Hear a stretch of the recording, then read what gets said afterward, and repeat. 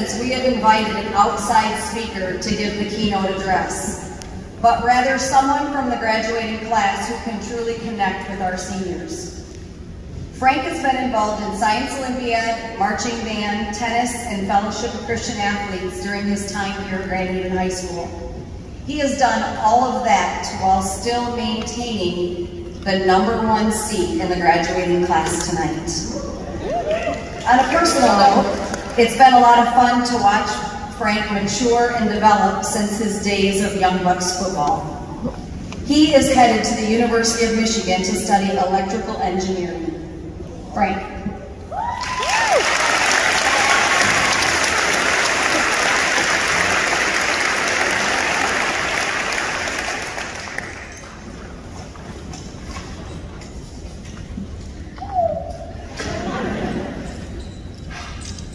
Hi, sorry, I don't think the hypnosis is worn off quite yet. But anyways, I'd like to start off with a quick thank you to Mrs. Wilson and along with the rest of the Grand Haven staff who worked so hard to put together this event. It's been crazy to think that only a year ago that this was a drive-in event. But regardless, I am just so glad, so grateful that we're able to be here today, even though, you know, it's inside, and just to celebrate this great occasion. I'd also like to thank all the teachers out there tonight for their time, effort, and patience with our class. So I guess let's give them a great big round of applause.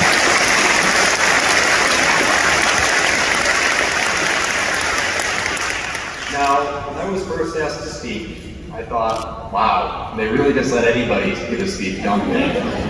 But it's still an honor, and so to not waste such an opportunity, I decided to prepare for this speech the same way that I, as well as I know many of you, have prepared for all your senior classes this year, which is put it off until the night before it's due to start working on it. So.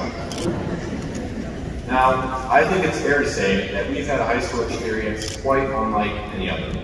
It certainly wasn't anything that High School Musical or Mean Girls could have prepared me for. Although I do wish I would have taken more days off like Ferris Bueller had.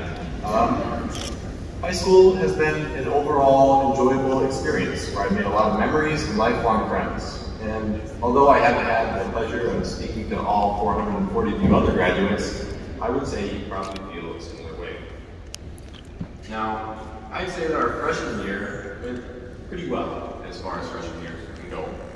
Oh, to remember the times when fidget spinners were all the rage and Fortnite had just come out on mobile. Now that was a pandemic of its own. Sophomore year was decent. It had its ups and downs. Probably the most notable down being that we actually had to start using our lockers instead of carrying our backpacks around with us. Boy, that was tough.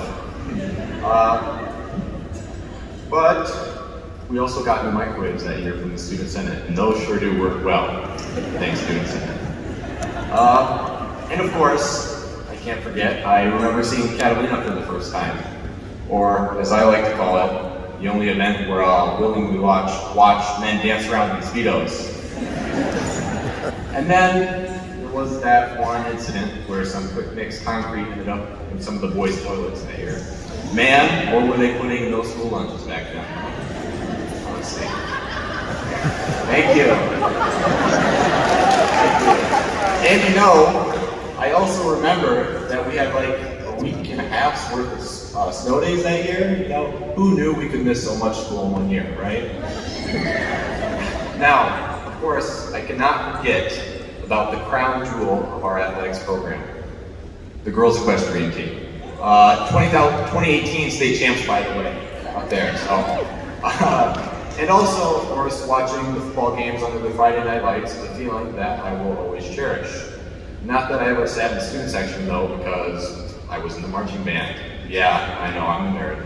But even in the band program, I've had like, such a great time. Like this one time at band camp, well, never mind. But speaking of the arts, I've been really impressed with the talent that is so prevalent in the school. I remember just walking around the arts gym one year, looking at all the art that was on display, and just being fascinated by everything that I saw. I mean, I'm pretty sure I was late for quite a few classes. But from the pottery to the portraits, it was amazing. Now, Our junior year was even off to a solid start. We started off strong, and the school and the community came together to celebrate the restoration and reopening of the catwalk. Save the catwalk. And of course, our football team won its first playoff game in over a decade. Thank you, Coach Nelson. He taught my statistics classes here, and if I could walk away with anything from that class, I know that's quite a statistic there. Then our school year ended abruptly when COVID hit. But the silver lining of that, which I found, was that we're the only class to not actually have to take a school-wide SAT. So that's pretty good on that aspect, yeah, good aspect. But honestly, since then, it's all been kind of a blur of quarantines and Google Meets, and then some more Google Meets, and then here we are today. However, as much change as we've gone through, some things have always stayed the same. Take the Detroit Lions, for example. Still garbage, love them anyways. About school. Always started at 7:40, although some of us have seemed to have forgotten that fact this senior year. And of course, school's pizza is still bussin'. Now, even if you had a completely different high school experience than I had, that's alright too. High school was really what you made of it. For instance, some of us gave up hours of sleep for school, while others of us gave up hours of school to sleep. Outside of school, some of us spent time hanging out with a lot of people, while others of us started to social distance before it was cool. But no matter how you spent your time, we can all agree that this past year in particular has been long and hard, to say the least. Aside from the COVID, there's been events that have brought out the division among us. Now, it's easy to get caught up in the arguing and the cancel culture, but at the end of the day, we must remember that we are all just people. We're individuals, but more importantly, we're neighbors. Now, it's okay to argue and disagree. In fact, I love to argue, just ask my brothers. Probably out there somewhere. But don't let that distract you from showing kindness to the people around you. Love thy neighbor as thyself. Matthew 6:39.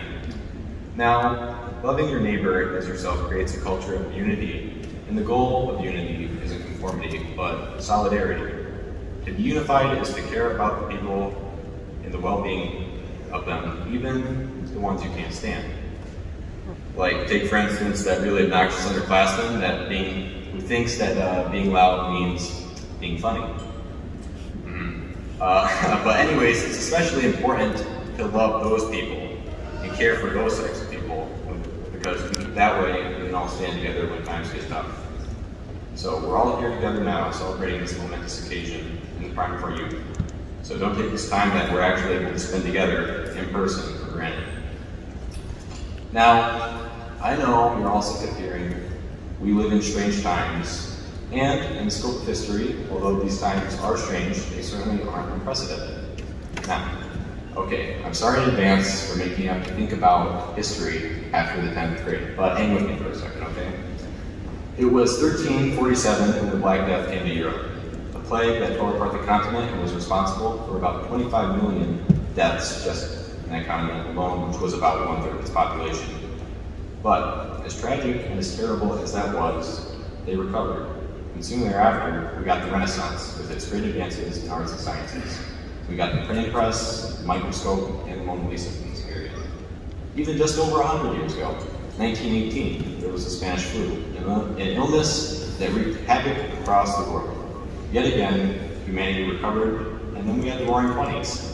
Now that was quite a wild time, wasn't it, old sports? But even now, in our final year of high school, in the midst of COVID, I've actually been hearing about a new outbreak. It's called senioritis. It's a disease that has swept through our class, and the range of symptoms are frankly alarming. If sweatpants and comfy slides have become your hot new look, if you're more likely to be awake at 2 a.m. than 2 p.m., if you find that your stats class is getting in the way of your Google Snake game, if the only reason you would stay on Google Meets after class ended was because you fell asleep during the class and forgot to hang up, you might have senioritis. Now, don't worry. There's newly developed test for senioritis. You guys want to take the test? Now, if you just thought to yourself, oh God, please not another test. Well, I have some bad news for you. You might have senioritis. But if you thought on the other hand, test, let me take it. Well, you don't have senioritis, but there's definitely something wrong with you. You might want to get that checked out. But even in the face of COVID and senioritis, our class has overcome an overwhelming amount of obstacles to graduate. We've had to embrace unity in COVID protocols, and masks and lanyards, and a grueling daily hour-and-a-half of academic behavior today. Now, although I can't say for sure that this world will get any easier on us, I do know that how our lives turn out won't be a direct result of any national or global event, but it'll turn out the way they do because of our own choices. When good things happen, and especially when bad things happen, the only thing that we can control is how we react, how we choose to move forward. Now, some of us are going off to college in the fall, while others of us will be entering the workforce. And of course, I would like to extend a thank you to those of us who will be going to serve our country in the armed services. But even if you're taking a gap year, that's good for you. And for the record, I'm not just saying that either, I really do mean it. You gotta do what you gotta do, and sometimes you gotta treat yourself. That's just how it is. On another note, you guys know it's grad party season, right? I know you do grad parties. Now, there's a few things that I love about grad parties. The people, seeing all the people, the food, the weather that's usually pretty nice, the food, of course, if I forgot to mention that. But I know at grad parties, the graduate being honored is always bombarded with this question, so what are you going to do after high school? And honestly, it can be a pretty gut-wrenching question sometimes. But I've come to realize that it's just one you can't get wrong. I mean, what are they going to do, argue with your answer? But whatever you decide to do from this point on, it's ultimately up to you. Your future is your future. Do with it what you will. And as the great Michael Scott once said, in fact, may your heads fly high as your dreams. So, thought The Office would get more jokes, but I guess not. But maybe in a few years from now, I might run into you, some of you at Meyer. Others of you, I could even end up being my kid's teacher one day, maybe even right here in the school. But just a heads up, if you're a guy and you decide to teach here, you might go bald, so just watch out for that. But others of you, I may never see again. And so my hope for all of you is that you choose to live your life in unity with others, and that you even love the people who make life difficult. It may seem like a lot to ask, but in the end it's worth it. I just want you all to know, in closing, that wherever you go, whatever you do, whoever you become, you will always be a Buccaneer. I wish you all the best of luck on the voyage that is this life. Go Bucs!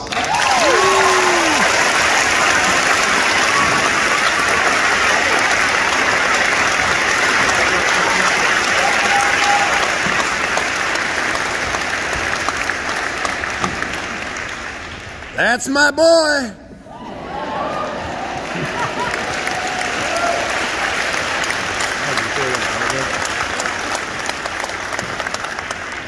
So because of that, I just have to say